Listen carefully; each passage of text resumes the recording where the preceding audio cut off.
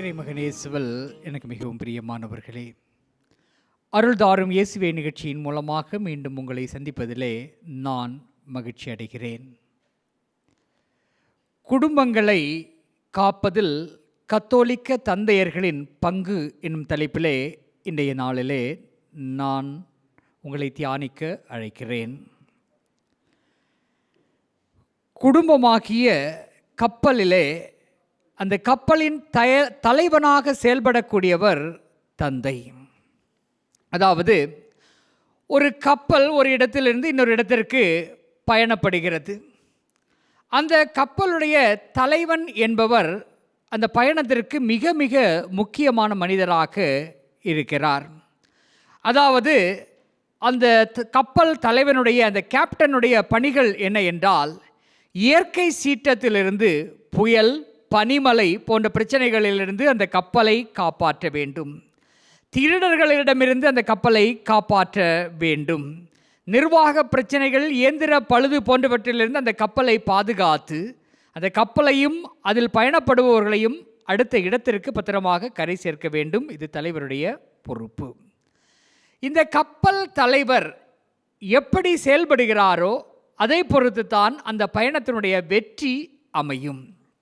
அதாவது அந்த கப்பல் தலைவர் ஒரு நல்ல மனிதராக இல்லாமல், போதைக்கு அடிமையானவராக, சரியான சிந்தனை உடையவராக இல்லாமல், முன்கோபம் கொண்டவராக, எதையும் புரிந்து கொள்ளா தன்மை உடையவராக, மற்றவர்களுடைய கருத்துக்களுக்கு முக்கியத்துவம் கொடுக்காதவராக, பிடிவாதம் உடையவராக இருப்பார் என்றால் அந்த பயணம் என்பது இலக்கை அடையாது. குடிவெறி போன்ற பிரச்சனைகள் அந்த தலைவனுக்கு இருந்தால் அந்த கப்பல் கடலிலே மூழ்கிவிடும். அவருடைய அந்த குணநலன்களிலே, இயல்புகளிலே பிரச்சனை இருந்தால் அந்த பயணிகளோடு சண்டை ஏற்பட்டு அந்த பயணம் என்பது மறக்க முடியாத கசப்பான அனுபவத்தை பயணிகளுக்கு கொடுக்கும். குடும்பமாகிய கப்பலுடைய நிலைமையும் இதுதான். அந்த குடும்ப கப்பலின் தலைவனாகிய தந்தை மதுவுக்கு அடிமையானவராக இருந்தால் அந்த குடும்பம் நிச்சயமாக வளர்ச்சி அடையாது, வெற்றி பெறாது. பிள்ளைகள் எவ்வளவு திறமையானவர்களாக இருந்தாலும், எவ்வளவு வாய்ப்புகள் நமக்கு நம் கண்முன் தெரிந்தாலும், தந்தை குடிக்கு அடிமையானவராக இருந்தால் நிச்சயமாக அந்த குடும்பம் கரை சேராது, பல்வேறு பிரச்சனைகளை எதிர்கொள்ளும். அதுபோல் அந்த கப்பல் தலைவருடைய குணநலன்கள் மோசமானதாக இருந்தால், அதாவது தந்தையினுடைய குணநலன்கள் மோசமானதாக இருந்தால், அவர் கோபக்காரராக, எதையும் புரிந்து கொள்ளாதவராக, நான் தான், எனக்குத்தான் எல்லாம் தெரியும் என்று பிடிவாதம் பிடித்து கொண்டு இருப்பவராக இருந்தால் அந்த குடும்பமாகிய கப்பலிலே என்றும் அமைதியும் மகிழ்ச்சியும் சமாதானமும் இருக்காது. அமைதி, மகிழ்ச்சி, சமாதானம் இல்லாத ஒரு குடும்பத்திலே, அதாவது அமைதி, மகிழ்ச்சி, சமாதானம் இல்லை என்றால் அது குடும்பம் என்று சொல்ல முடியாது. அது ஒரு நரகம். அந்த நரகத்திலே பிள்ளைகள் உயர்வடைய முடியாது, அந்த பிள்ளைகள் வளர்ச்சி அடைய முடியாது, அந்த குடும்பம் வளராது. ஆகவே குடும்பத்தின் தலைவர் சரியான விதத்திலே பயணிக்கவில்லை என்றால் அந்த குடும்பம் பாழாய் போகும். பாதியிலே அந்த குடும்பம் பயணத்தை முடித்து கொள்ளக்கூடிய சூழல் உருவாகும். எல்லாவற்றையும் தாண்டி தந்தையிடம் என்ன பழக்கம் இருக்கிறதோ அந்த பழக்கம்தான் பிள்ளைகளுக்கும் வரும். ஒரு தந்தை கடுமையான போதை வெறியுடையவராக, மதுவுக்கு அடிமையானவராக இருக்கிறார் என்றால் இயல்பிலேயே அந்த பழக்கம் அவருடைய பிள்ளைகளையும் வந்து அடையும். தந்தை கடும் கோபக்காரராக இருந்தால் பிள்ளைகளும் அப்படிப்பட்டவராகத்தான் வருவார்கள். தந்தைக்கு பிறருடைய உணர்வுகளை மதிக்க தெரியாமல் இருக்கிறது என்றால் பிள்ளைகளும் பிறருடைய உணர்வுகளை மதிப்பவர்களாக வளர மாட்டார்கள். ஆகவே தந்தை என்பவர் மிக முக்கியமானவர். தந்தையினுடைய அந்த செயல்பாடை வைத்தே குடும்பத்தினுடைய வளர்ச்சியும் பிள்ளைகளுடைய எதிர்காலமும் இருக்கிறது. ஆகவே குடும்ப தலைவராக இருப்பது என்பது மிகவும் சிறப்பு வாய்ந்த ஒரு பொறுப்பாக இருக்கிறது.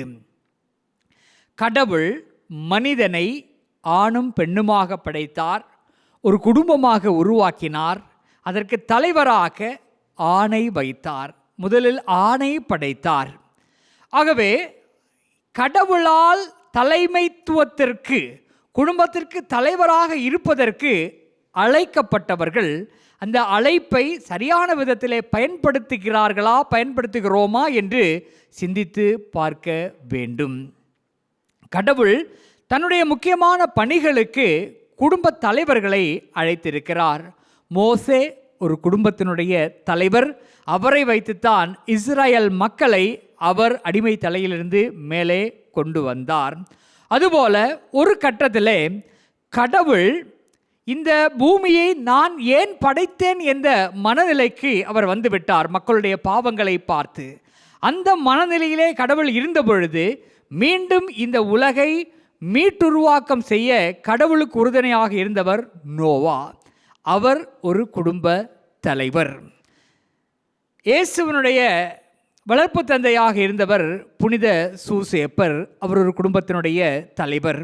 இப்படி குடும்ப தலைவர்களை கடவுள் பல்வேறு தேவைகளுக்கு, தன்னுடைய தேவைகளுக்கு அவர் பயன்படுத்தி இருக்கிறார். அதுபோல் நாம் பார்த்தோம், அந்த குடும்ப தலைவர் பொறுப்பு என்பது மிக சிறப்பு வாய்ந்த, முக்கியத்துவம் வாய்ந்த ஒன்று என்று. கப்பல் தலைவனைப் போல குடும்ப தலைவர் என்பவர் முக்கியம் வாய்ந்தவர் என்று. இப்படிப்பட்ட இந்த தந்தைமார்களுடைய தியாகம் மிக பெரியது. பல தந்தையர்கள் தங்களுடைய குடும்பத்தை கரை சேர்ப்பதற்காக எத்தனையோ தியாகங்களை அவர்கள் ஒவ்வொரு நாளும் செய்து கொண்டே இருக்கிறார்கள். அவர்களுடைய கனவுகளை எல்லாம் மறந்து, லட்சியத்தை எல்லாம் மறந்து குடும்பத்திற்காக வாழக்கூடியவர்களாக இருக்கிறார்கள். இந்த உலகம் எப்படிப்பட்ட சிந்தனை உடையது என்றால், பிறர் என்னால் உயர வேண்டும், ஆனால் என்னை விட உயர்ந்துவிடக் கூடாது. பிறர் என்னால் உயர வேண்டும், ஆனால் என்னை விட யாரும் வளர்ந்து விடக்கூடாது. இது உலகத்தினுடைய சிந்தனை. ஆனால் நல்ல தந்தை என்பவர் எப்படி யோசிப்பார் என்றால், என் பிள்ளை என்னால் உயர வேண்டும், என்னை விட பல மடங்கு உயர வேண்டும் என்று நினைப்பார். அதாவது ஒரு மிதி வண்டியிலே, ஒரு சைக்கிளில் நல்லா அந்த பெடலை மிதித்து கஷ்டப்பட்டு பயணம் செய்து கொண்டே மேலே விமானம் போகும் பொழுது, ஆண்டவரே நான் இந்த சைக்கிளில் போகிறேன், இந்த பெடலை மிதித்து என் முட்டியெல்லாம் தேஞ்சு போச்சு, நான் கஷ்டப்படுறேன், ஆனால் என் புள்ள இந்த மேலே பறக்கிற ஆகாய விமானத்தில் பறக்கக்கூடியவனாக இருக்க வேண்டும், அதை ஓட்டக்கூடியவனாக வர வேண்டும், விமான நிறுவனத்திலே பணி செய்யவனாக அவன் வளர்ந்து உயர வேண்டும் என்று அவர் நினைப்பார். அதாவது தன் மகன் தன்னால் உயர வேண்டும், தன்னை விட பல மடங்கு உயர வேண்டும் என்று தந்தை மட்டும்தான் நினைப்பார். ஒவ்வொரு முதலாளிட்டையும் ஏச்சு வாங்கும் பொழுது இந்த தந்தைமார்கள் என்ன நினைப்பார்கள் என்றால், என் முதலாளி என்னை ஏசுறார் என்று ஒரு புறம் வருத்தப்பட்டாலும் இன்னொரு புறம் ஆதங்கப்படுவார்கள். ஆண்டவரே, நான் இன்னொருத்தர்கிட்ட ஏச்சு வாங்குகிற நிலைமையில் இருக்கிறேன், ஒரு முதலாளிக்கு கீழே வேலை செய்யக்கூடியவனாக இருக்கிறேன், ஆனால் என் பிள்ளையை எப்படியாவது ஒரு முதலாளியாக மாற்றுங்க, அவன் யார்கிட்டையும் ஏச்சு வாங்கக்கூடாது, அவன் கௌரவமாக வாழ வேண்டும் என்று அந்த ஏச்சு வாங்கக்கூடிய நேரத்தில் கூட தன் பிள்ளைக்காக ஜெபிக்கக்கூடியவராக ஒரு தந்தை இருக்கிறார். இன்னும் இந்த கிராமப்புறங்களில் ஒரு சில தந்தைமார்கள் இருக்கிறார்கள். காலையில் ஒரு வேலைக்கு போவாங்க, அந்த வேலை முடிச்சுட்டு வந்து மதியானம் ஒரு வேலைக்கு, மதியானத்துக்கு மேலே இன்னொரு வேலைக்கு போவாங்க, இரவில் வேலை கிடைச்சா அந்த இரவு வேலைக்கும் போவாங்க. 24 மணி நேரமும் வேலை செய்வதற்கான ஒரு வாய்ப்பு கிடைத்தாலும் 24 மணி நேரமும் வேலை செய்யக்கூடிய தந்தைமார்களும் இருக்கிறார்கள். இப்படி கஷ்டப்பட்டு ஒரு நாளைக்கு 3 இடங்களில் வேலை பார்க்கக்கூடிய, ஓய்வில்லாமல் வேலை பார்க்கக்கூடிய ஒரு நண்பரிடம் கேட்டேன், அண்ணா, இவ்வளவு உயிரை கொடுத்து 24 மணி நேரமும் வேலை செய்கிறதுல கொஞ்சம் கூட களைப்பில்லாமல் இருக்கிறீர்களே, கொஞ்சம் கூட கவலைப்படாமல் இப்படி உழைக்கிறீர்களே, ஏன் என்று கேட்டபொழுது அவர் சொன்னார், 3 பிள்ளைங்க, 3 பிள்ளைகளையும் நான் படிக்க வைக்க வேண்டும், அதில் ஒன்று கூட தப்பி தவறி என்னை போல ஒரு கூலிக்காரனாக மாறிவிடக்கூடாது, 3 பேரும் சொந்த காலில் நிற்கக்கூடியவர்களாக வாழ வேண்டும், அதுக்காக தான் நான் இப்படி வேலை செய்கிறேன், நான் இப்படி சம்பாதிக்கவில்லை என்றால் அவர்களுடைய கல்வி கட்டணங்களை சரியாக என்னால் கட்ட முடியாது. அவர்கள் கல்வி கற்பதை பாதியில் நிறுத்தக்கூடிய நிலைமை வரக்கூடும். எனவே தான் என்னுடைய உடல் நலனையும் கூட பார்க்காமல் நான் இப்படியெல்லாம் உழைத்து கொண்டிருக்கிறேன். எப்பெல்லாம் எனக்கு வேலை கிடைக்குதோ அப்பெல்லாம் நான் அந்த வேலைகளை தொடர்ந்து செய்து கொண்டிருக்கிறேன் என்று கண்ணீரோடு சொன்னார். இப்படி தந்தையர்களுடைய தியாகங்களை அடுக்கிக் கொண்டே போகலாம்.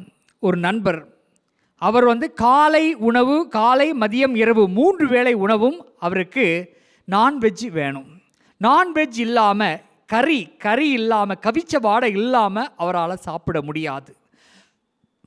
அப்படிப்பட்ட வகுப்பு தோழரை நீண்ட இடைவெளிக்கு பின்பு சந்தித்த பொழுது விருந்துக்கு அழைத்தார். விதவிதமான இறைச்சி கறிகள் அங்கே இருக்கும் என்று எதிர்பார்த்து சென்றது சற்று ஏமாற்றத்தை தந்தது. ஒரே காய்கறிகளாக இருந்தது. நீ இவ்வளவு நான்வெஜ் பிரியராக இருந்தாய், இப்போ ஏன் எல்லாம் ஒரே வெஜ்ஜாக இருக்குது, என்ன எதுவும் விசேஷமாக எதுவும் பிரச்சனையா என்று கேட்டபொழுது அவர் சொன்னார், நான் கடந்த 10 ஆண்டுகளாக நான்வெஜ் சாப்பிட்றதில்ல, இறைச்சி மீனெல்லாம் சாப்பிட்றதில்ல. ஏனென்றால் என்னுடைய மனைவிக்கு அது பிடிக்காது. என்னுடைய மனைவி சைவம், அதனால் நான் அதெல்லாம் விட்டுட்டேன் என்று. அதாவது சிறு வயது முதலே தான் விரும்பிய, அதாவது ஒரு வேளை அவர் சொல்லியிருக்கிறார், ஒரு வேளை அந்த அவங்க அப்பா அம்மா அந்த இறைச்சி மீன் இல்லாமல் அந்த சோறு கொடுத்தா அவ்வளவு சண்டை போடுவார். அப்படி அப்பா அம்மா அவ்வளவு ஏசுவார். அப்படிப்பட்ட அந்த நபர் 10 ஆண்டுகளாக தான் விரும்பியதை விடுத்து வாழ்கிறார் என்றால் காரணம், என் குடும்பத்தில் பிரச்சனை வரக்கூடாது, என்னுடைய குடும்பத்தில் இருக்கக்கூடியவர்கள் சந்தோஷமாக இருக்க வேண்டும் என்பதற்காக அவர் தன்னுடைய விரும்பிய உணவை கூட தியாகம் செய்து வாழ்ந்து கொண்டிருக்கிறார். நாங்கள் பேசிகிட்டு இருக்கும்போது அவங்க மனைவிக்கே தெரியும் அவர் ஒரு அசைவ உணவு பிரியர் என்று. 10 வருடங்களாக தியாகம் செய்ததோடு மட்டுமல்லாமல் தியாகம் செய்திருக்கிறேன் என்பதை கூட அந்த துணைவியாரிடம் அவர் சொல்லாமல் இருந்திருக்கிறார். இப்படி 1000 தியாகங்களோடு பெற்றோர்கள் இருக்கிறார்கள், குறிப்பாக தந்தையர்கள் இருக்கிறார்கள். அலெக்சாண்டர் ரஸ்கின் என்னும் ஒரு சிறப்பான சிறுகதை எழுத்தாளர் இருக்கிறார். அவருடைய அப்பாவின் கதை என்னும் நூலிலே பல சின்ன சின்ன கதைகள், அவருடைய வாழ்க்கை அனுபவங்கள், அவருடைய சிறுவயது அனுபவங்கள் எல்லாம் சிறுகதைகளாக குறிப்பிடப்பட்டிருக்கின்றன. அந்த அழகான புத்தகத்தை பற்றி பத்திரிகையாளர்களும் நண்பர்களும் அவருடன் கேட்கிறார்கள், இவ்வளவு அருமையான ஒரு புத்தகத்தை நீங்கள் தந்திருக்கிறீர்கள், உங்களுடைய திறமை சிறப்பு வாய்ந்தது, நீங்கள் எவ்வளவு பெரிய ஆள், உங்களுடைய திறமை எவ்வளவு சிறப்பானது என்றெல்லாம் புகழ்ந்தார்கள். அப்போது அலெக்சாண்டர் ரஸ்கின் சொல்கிறார், நான் ஒரு பிறவி கதை சொல்லி கிடையாது, நான் மிகப்பெரிய ஒரு எழுத்தாளன் எல்லாம் ஒன்றும் கிடையாது. என்னுடைய மகளுக்கு அடிக்கடி தலைவலியும் காது வலியும் சேர்ந்து வரும். அதற்கு மருந்து இல்லை என்று மருத்துவர் சொல்லிவிட்டார். அவர் வலியால் துடித்து தூங்க முடியாமல் தவித்து கொண்டிருப்பார் என்னுடைய மகள். அப்போது அவளுக்கு நான் ஒரு சில கதைகளை சொல்லத் தொடங்கினேன். அந்த கதைகளை அவள் ரசித்து கேட்பாள். அந்த கதைகளை கேட்கும் பொழுது அவருடைய வலி சற்று அவரை குறைவதாக அவர் உணர்வார். ஆகவே அவருக்கு கதை சொல்ல வேண்டும் என்பதற்காக என்னுடைய சிறு வயது நினைவுகள், ஞாபகங்கள், அனுபவங்கள் எல்லாவற்றையும் ஒன்றொன்றாக நினைவு கூர்ந்து அதை ஒரு கதையாக நான் சொல்ல ஆரம்பித்தேன். அதாவது என்னுடைய மகளுடைய காது வலியை குறைப்பதற்காக, என்னுடைய மகளை தூங்க வைப்பதற்காக நான் என்னுடைய நினைவுகளை எல்லாம், பழைய நினைவுகளை எல்லாம் கொண்டு வந்து கதைகளாக்கி சொன்னேன். ஒரு கட்டத்தில் அவற்றை நான் எழுதினேன். அவைதான் இந்த அப்பாவின் கதை புத்தகத்திலே இடம்பெற்ற கதைகள் என்று சொன்னார். அதாவது அலெக்சாண்டர் ரஸ்கின் என்னும் சாதாரண ஒரு மனிதரை ஒரு கதை எழுத்தாளராக, கதை எழுதக்கூடியவராக, ஒரு கதைக்காரனாக மாற்றியது வேற ஒன்றுமில்லை, அந்த மகளுடைய வியாதி, மகளின் நோய். அதாவது சாதாரண ஒரு மனிதர் ஒரு கதைக்காரராக மாறியிருக்கிறார் என்றால் மகளுக்கு கதை சொல்லியே அவர் ஒரு எழுத்தாளராக, கதை சொல்லியாக மாறியிருக்கிறார். அதாவது அந்த அளவுக்கு அவர் அந்த மகள் மீது அக்கறை கொண்டவராக, ஈடுபாடு கொண்டவராக, தன்னிடம் இல்லாத ஒன்றை அவர் உருவாக்கக்கூடிய ஒரு நிலைக்கு அவர் வந்திருக்கிறார். காரணம் அந்த மகள் மீது கொண்ட அன்பு. இப்படி உன்னதமான தந்தையர்கள் நிறைய பேர் இருக்கிறார்கள். இந்த தந்தையர்களால் தான் இன்றைய உலகம் இன்னும் சிறப்பாக செயல்பட்டு கொண்டிருக்கிறது. இத்தகைய நல்ல தந்தையர்கள் தான் நிறைய நல்ல மனிதர்களை இந்த உலகிற்கு தந்து கொண்டிருக்கிறார்கள். ஆனால் அதே வேளையிலே தவறு செய்யும் தந்தையர்களால் தவறான குழந்தைகள் உருவாக்கப்படுகிறார்கள். தவறான குழந்தைகளால் இந்த சமுதாயம் சிதைவுறுகிறது. கத்தோலிக்க திருச்சபை அழிகிறது. நல்ல தந்தையர்கள் நல்ல குழந்தைகளை உருவாக்குகிறார்கள். நல்ல குழந்தைகள் நல்ல மனிதர்களாக உருவெடுக்கிறார்கள். தீய சிந்தனை கொண்ட தந்தையர்கள் தீய குழந்தைகளை உருவாக்கி இந்த உலகத்திற்கு தருகிறார்கள். இந்த உலகம் தீமையை சந்திக்க அந்த தீய குழந்தைகள் காரணமாக இருக்கிறது. தொடக்கத்திலே சொன்னது போல, தந்தை குடிக்கு அடிமையானவர் என்றால் வெகு எளிதாக அவருடைய பிள்ளை குடிக்கு அடிமையாக மாறிவிடுகிறது. தந்தை எவன் சத்தா எனக்கு என்ன, சமூகம் அழிந்தால் என்ன இருந்தால் என்ன என்று மனநிலையிலே இருக்கிறார் என்றால் அவருடைய பிள்ளையும் அத்தகைய மனநிலையில்தான் இருக்கும். ஆகவே நல்ல தந்தையர்களால் தான் நல்ல சமுதாயத்தை உருவாக்க முடியும். இந்த தந்தையர்களுக்கெல்லாம் நல்ல ஒரு முன் உதாரணமாக இருக்கக்கூடியவர் புனித சூசையப்பர். அதாவது சூசையப்பரிடம் இருந்த 3 முக்கியமான பண்பு நலன்கள். முதலாவது பொறுமை, இரண்டாவது வீரம், மூன்றாவது பிறருடைய இதயத்தை காயப்படுத்தாத அந்த தன்மை. அதாவது தான் திருமணம் ஒப்பந்தம் செய்து கொண்ட அந்த பெண்மணி கருவுற்றிருக்கிறார் என்ற செய்தியை கேள்விப்பட்டும் அவர் கொந்தளிக்கவில்லை, கோபம் கொள்ளவில்லை. அவர் உடனடியாக அந்த சட்டத்தை பயன்படுத்தி மரியாவை கல்லால் எறிந்து கொள்வதற்கு கல்லை தூக்கி கொண்டு செல்லவில்லை. மாறாக பொறுமையாக இருக்கிறார். அந்த பொறுமையின் காரணமாகத்தான் வானதூதருடைய வார்த்தை அவருடைய காதிலே விழுகிறது. அதாவது உமக்கு திருமணம் ஒப்பந்தமான பெண்மணி கருவுற்றிருக்கிறார், அது தூய ஆவியினுடைய வல்லமையால் என்று அவர் உணர்ந்து கொள்கிறார். அந்த பொறுமை அந்த வானதூதருடைய செய்தியை உள்வாங்க அவருக்கு உதவி செய்கிறது. அதுபோல எருசலேம் தேவாலயத்தில் இயேசு காணாமல் போகிறார். அதாவது கிட்டத்தட்ட 2 நாள், ஒரு நாள் பயணம் செய்து தொலைத்ததை கண்டுபிடிக்கிறார்கள். மீண்டும் 2 நாள் தொடர்ந்து தேடியும் அந்த குழந்தை கடைசியாகத்தான் கிடைக்கிறது. இந்த இடத்துல எந்த ஒரு அப்பா இருந்திருந்தாலும் கொந்தளிச்சிருப்பார். கோபம் அப்படி வந்திருக்கும். பிள்ளையை தூக்கி போட்டு அடிச்சிருப்பார், மிதிச்சிருப்பார். ஆனால் இங்கே அன்னை மரியாள் மட்டும்தான் லேசாக சொல்கிறாங்க, நானும் உன் தந்தையும் எங்கெல்லாம் உன்னை தேடினோம் என்று சொல்லி நடந்ததையெல்லாம் உள்ளத்தில் இருத்தி தியானித்தார் என்று விவிலியம் நமக்கு சொல்கிறது. ஆனால் சூசையப்பர் கோபப்பட்டார், கொந்தளித்தார் என்று எதுவுமே அங்கே எழுதப்படவில்லை. அந்த சூழலிலும் அவர் பொறுமையாக இருந்தார். பொறுமையாக இருந்து அந்த சூழலை அவர் வாசித்தார், அந்த சூழலை புரிந்து கொண்டார். அவரிடம் இருந்த அந்த முக்கிய பண்பு பொறுமை.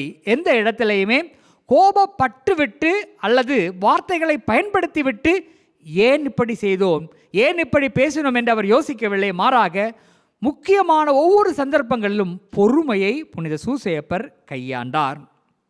இரண்டாவதாக வீரம். இயேசுவினுடைய அந்த பிறப்பின் போது கூட மிகப்பெரிய ஒரு சிக்கலை அவர்கள் சந்திக்கிறார்கள், இடம் கிடைக்காமல். இருந்தாலும் போராடி இடத்தை கண்டுபிடிக்கிறார். அன்னை மரியாள் இயேசுவை பெற்றெடுக்க தேவையான எல்லா விஷயத்தையும் அந்த இரவு நேரத்திலே அவர் செய்து கொடுக்கிறார், உடன் இருக்கிறார். இது அவருடைய வீரத்தினுடைய ஒரு அடையாளம். ஏரோது குழந்தையை கொல்வதற்காக வாள்களோடும் தடிகளோடும் அலைந்த பொழுதும் இயேசுனுடைய வயதை ஒற்ற சாதாரண சின்ன குட்டி குழந்தைகளை எல்லாம் கொன்று வீசிய போதும் கூட சூசையப்பர் கலக்கம் கொள்ளவில்லை, வீரத்தோடு எதிர்கொண்டார், தலைமறைவாக வாழ்ந்தார். அந்த அவரிடமிருந்த அந்த வீரம்தான் அந்த சூழலை எதிர்கொள்ள உதவியது, இயேசுனுடைய அந்த உயிரை காப்பாற்ற உதவியது. இயேசுனுடைய பிறப்பிற்கும் இயேசு உயிர் தப்பியதற்கும் சூசையப்பருடைய வீரம் சிறந்த உதாரணமாக இருக்கிறது. அதுபோல அவர் யாருடைய இதயத்தையும் காயப்படுத்த விரும்பாதவர். அன்னை மரியாள் தூய ஆவியினுடைய வல்லமையால் கருவிற்றிருக்கிறார் என்ற செய்தியை அவர் கேள்விப்பட்டவுடனே யூத முறைப்படி அவர் முறையிட்டு அன்னை மரியாவுக்கு தண்டனையை பெற்று கொடுத்திருக்க முடியும். ஆனால் அதை அவர் செய்யவில்லை. மாறாக மறைவாக விலக்கிவிட திட்டமிட்டார். அன்னை மரியாவை காயப்படுத்தவோ அவரை துன்புறுத்தவோ அவர் விரும்பவில்லை. மாறாக மறைவாக விலக்கிவிட அவர் விரும்பினார். இது அவருடைய நல்ல பண்புக்கு சான்றாக இருக்கிறது. அதாவது பிறருடைய இதயத்தை காயப்படுத்தாமல் அவர்களுக்கு சொல்ல வேண்டியதை சொல்ல விரும்பக்கூடியவராக அவர் இருக்கிறார். இன்றைய தந்தைமார்கள் சூசேப்பரிடமிருந்து இந்த பண்பை கற்றுக்கொள்ள வேண்டும். காயப்படுத்தாமல் இருப்பது. உங்களுடைய இல்லங்களில் இருக்கக்கூடிய உங்களுடைய துணைவியாக இருக்கலாம், பிள்ளைகளாக இருக்கலாம், பெற்றோராக இருக்கலாம், உங்களுடைய தாத்தா பாட்டிகளாக இருக்கலாம், யாருமே இதயம் காயப்படுவதை விரும்புவதில்லை. அவர்கள் தவறே செய்திருந்தாலும் கூட அவருடைய இதயம் காயப்படாதபடி, அவருடைய கண்களிலிருந்து கண்ணீர் வராதபடி அறிவுரை சொல்ல நாம் கற்றுக்கொள்ள வேண்டும். இந்த பொறுமை, வீரம், காயப்படுத்தாத தன்மை, இந்த 3 பண்புகளையும் வளர்த்து கொண்டாலே அந்த குடும்பமாகிய கப்பல் பெரிய அசைவுகள் இல்லாமல், பெரிய போராட்டம் இல்லாமல் மெதுவாக நகர்ந்து செல்லும். எல்லாவற்றிற்கும் மேலாக தந்தையர்கள் பிள்ளைகளுக்கு முன் உதாரணமாக இருக்க வேண்டும். குறிப்பாக போதை பொருட்களை பாவிப்பதிலே அவர்கள் தவிர்க்க வேண்டும். அவர்கள் தவிர்க்கும் பொழுதுதான் ஒரு சிறந்த முன்னோடியாக தங்களுடைய பிள்ளைகளுக்கு தந்தைமார்கள் இருக்க முடியும். நம்முடைய பழைய ஏற்பாட்டு கதை மாந்தர்களிலே மிக முக்கியமான ஒரு மனிதர் ஈசாக்கு. இந்த ஈசாக்கினுடைய மொத்த வாழ்க்கையும் படித்து கொண்டோம் என்றால் அவர் ஒரு சிறந்த மனிதராக எல்லா விதத்திலும் செயல்பட்டிருப்பார். கடவுளுக்கு உகந்த மனிதராக செயல்பட்டிருப்பார். ஆனால் அவர் தந்தையாக ஒரு இடத்திலே அவர் மிகப்பெரிய ஒரு பிழையை அவர் செய்திருப்பார். அதாவது தன்னுடைய மூத்த மகனுக்கு அவர் வழங்க வேண்டிய அந்த ஆசியை அவர் இளைய மகனுக்கு வழங்குவார். அது அவராக வழங்கவில்லை, மாறாக அவரை ஏமாற்றி இளைய மகன் அந்த ஆசியை அவர் பெற்றிருப்பார்.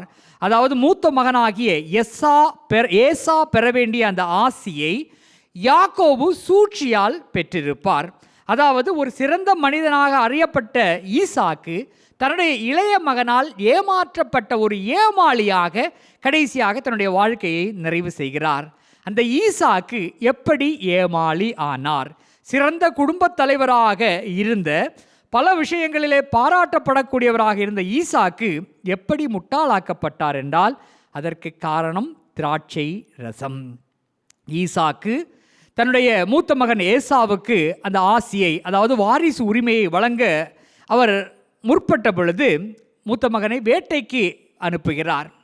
இந்த வாய்ப்பை பயன்படுத்திய இளைய மகன் தந்தைக்கு கண் தெரியாது என்பதை உணர்ந்து ஏசாவை போல யாக்கோபு வேடமணிந்து தந்தைக்கு அருகில் வருகிறார். ஆனால் அந்த தந்தை நல்ல தந்தை, அறிவாளியான தந்தை. அவர் முதலிலே கேட்கிறார், எளிதில் உனக்கு வேட்டை பொருள் அகப்பட்டு விட்டதா? வேட்டைக்கு தானே சென்றாய், நான் உன்னை வேட்டையாடி வரும்படியாதனே அனுப்பினேன், இவ்வளவு சீக்கிரம் வேட்டை பொருள் கிடைத்ததா என்று கேட்கிறார். இரண்டாவதாக அவருடைய கையை பிடித்து கொண்டு சொல்கிறார், இது எசாவின் கைகளைப் போல இருக்கிறது. ஏனென்றால் அவர் அந்த ஆட்டினுடைய ரோமங்களை வைத்து தன்னுடைய அண்ணனை போல இருக்கும்படி, உடல் அமைப்பு இருக்கும்படியாக அந்த ஏற்பாடுகளை செய்திருந்தார்.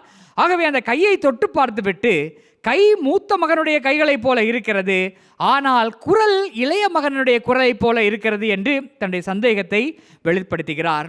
அடுத்தபடியாக அவரை கட்டி அணைக்கும் பொழுது அந்த வாசனையை வைத்து இது இளைய மகன் என்று அவர் கண்டுபிடிக்கிறார்.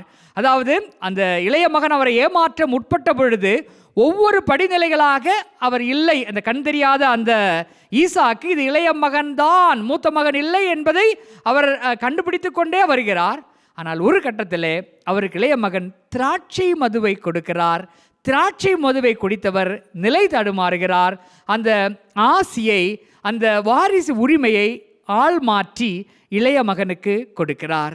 அறிவாளியான அந்த மனிதர் கண் தெரியாத போதும் கூட, அந்த ஏமாற்றப்பட்டு கொண்டிருந்த போதும் கூட, தான் ஏமாறாமல் தன்னையே பாதுகாத்து கொண்டிருந்தவர், கேள்விகளை எழுப்பிக் கொண்டிருந்தவர் அப்படியே அடங்கி போனது அந்த திராட்சை மதுவை குடித்த பின்பு. இது எல்லா தந்தையர்களுக்கும் பொருந்தும். நீங்கள் எவ்வளவு அறிவாளிகளாக இருந்தாலும், ஞானிகளாக இருந்தாலும், ஆன்மீகவாதிகளாக இருந்தாலும், போதை என்னும் ஒரு பொருள் உங்களுடைய கையிலே இருந்தால், உங்களுடைய வாழ்க்கையிலே இருந்தால், அது உங்களையும் அவமானப்படுத்தும், உங்களுடைய குடும்பங்களையும் அது சீர்குலைக்கும். ஆகவே தந்தையர்களாக இருப்பது என்பது கடவுள் கொடுத்த ஒரு வரம். நல்ல தந்தையர்களாக இருப்போம், நல்ல குழந்தைகளை சமூகத்திற்கு கொடுப்போம், நல்ல சமூகத்தை உருவாக்குவோம். ஆமேன்.